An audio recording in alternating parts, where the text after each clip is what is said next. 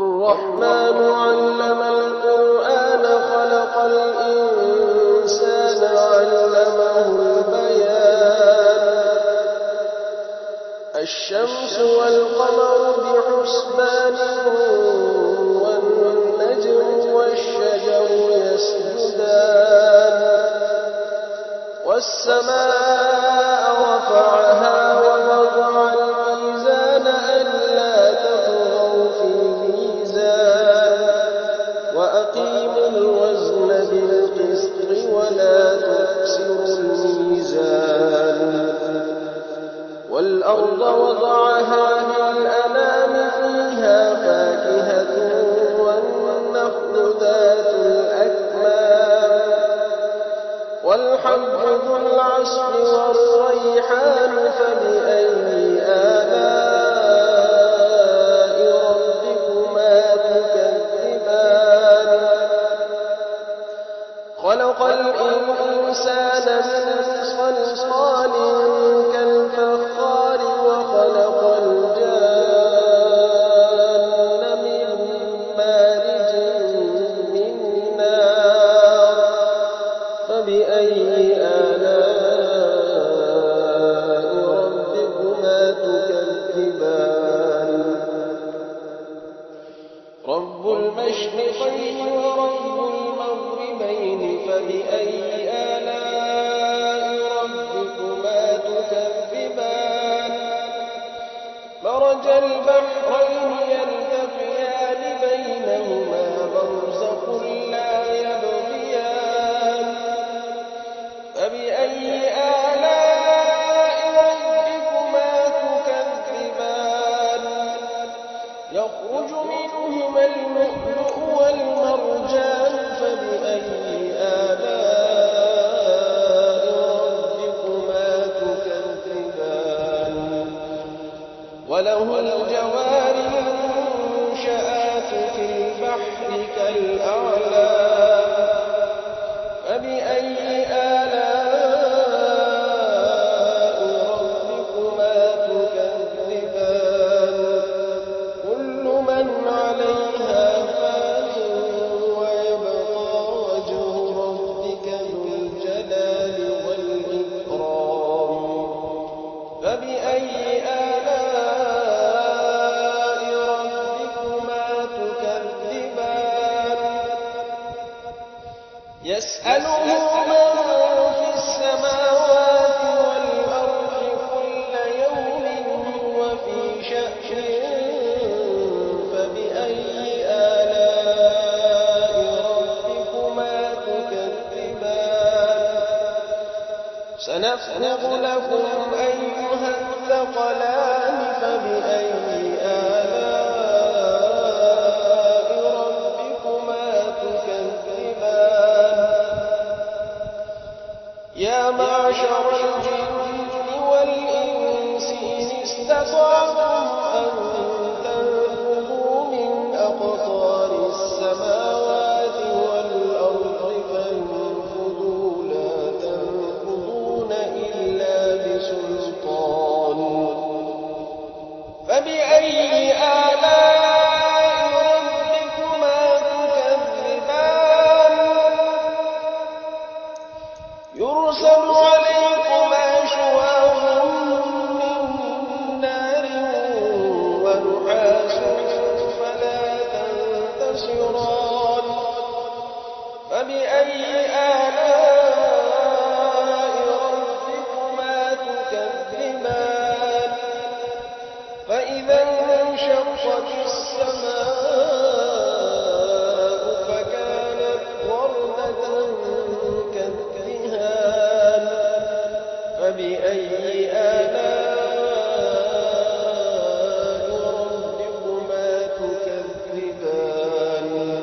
فيومئذ لا يسأل عن ذنبه إنس ولا جان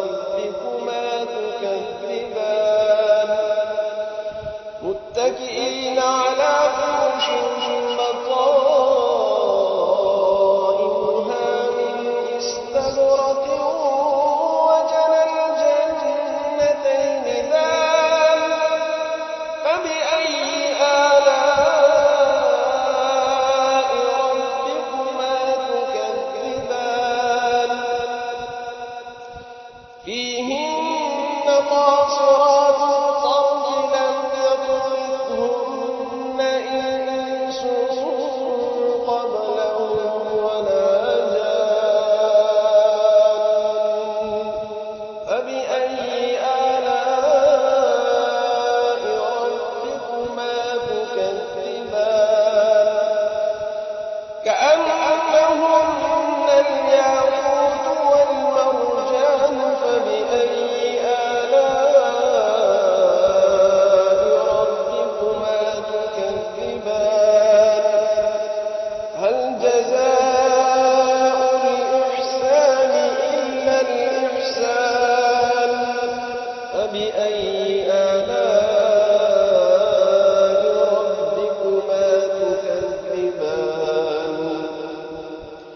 ومن دونهما جنتان فبأي آلاء ربكما تكذبان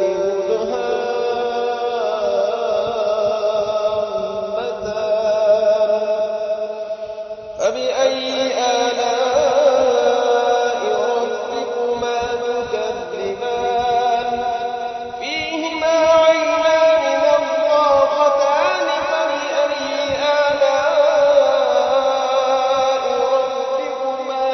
تكذبان فيهما فاكهة ونخل ورمان فبأي آلاء ربكما تكذبان فيهن خيرات حسان فبأي آلاء ربكما تكذبان حور مقصورات في الخيام فبأي آلاء ربكما تكذبان لم يطمثهن إنس قبلهم ولا جان فبأي آلاء ربكما تكذبان متكئين على رفرف خضر وعبقري حسان متكئين على رفرف خضر وعبقري حسان فبأي آلاء ربكما تكذبان